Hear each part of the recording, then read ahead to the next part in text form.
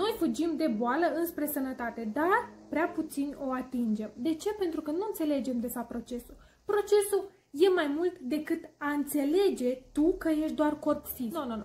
Tu nu ești corp fizic, tu nu ești doar corp fizic. Tu ești mai mult decât atât. De aceea noi suntem obișnuiți să tratăm efectul, doar că nu ne gândim la cauză.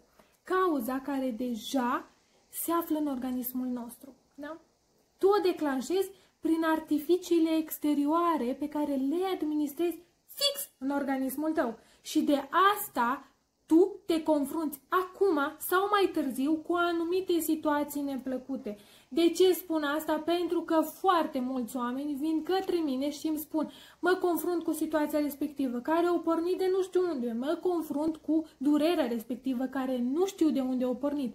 De aceea eu, pe baza întrebărilor pe care le adresez mai departe, îmi dau seama și pot să recomand ceva mai mult decât un supliment. De aceea este necesar să vii, să discutăm, să facem o analiză și apoi să clarificăm situația într-un mod natural, curat și sănătos.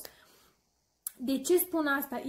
Există de fapt un supliment pe piața sau creat pe piața din România 100% natural. Am studiat fiecare plantă pe care o conține acest supliment, fiecare efect l-am analizat în parte și au dat rezultate fantastice.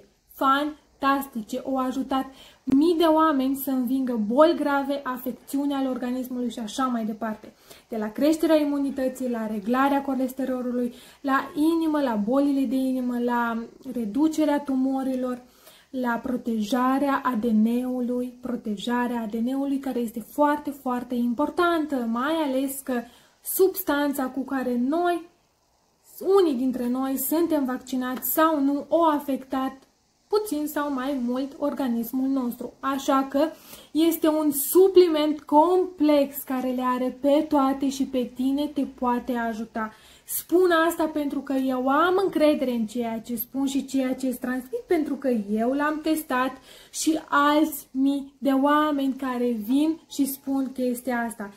Intră pe Bogăția Naturii, dă scroll, găsește Xcelium, vezi acolo toate efectele pe care le are. Are 2 flacoane, a câte 60 de capsule fiecare, care trebuiesc administrate corect în funcție de situația cu care tu te confrunți.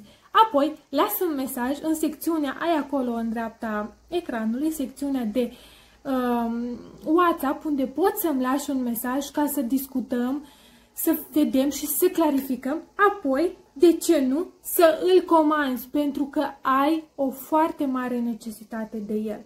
Așa că, ceea ce pot eu acum să-ți doresc este mult spor la a vedea și la a înțelege, de fapt, situațiile cu care tu te confrunți.